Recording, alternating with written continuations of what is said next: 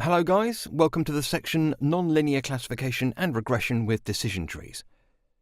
In this section we'll discuss a simple nonlinear model for classification and regression tasks called the decision tree. We'll use decision trees to build an ad blocker that can learn to classify images on a web page as banner advertisements or page content. Now we move on to the first video of this section that deals with decision trees. In this video we're going to start with the basics of decision trees. Then we're going to understand them with an example. Decision trees are tree-like graphs that model a decision.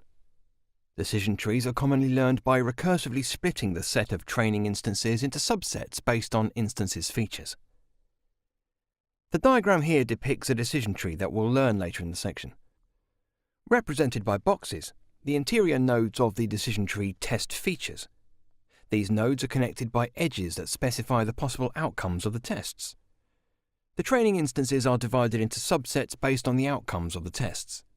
For example, a node might test whether or not the value of a feature exceeds a threshold. The instances that pass the test will follow an edge to the node's right child, and the instances that fail the test will follow an edge to the node's left child.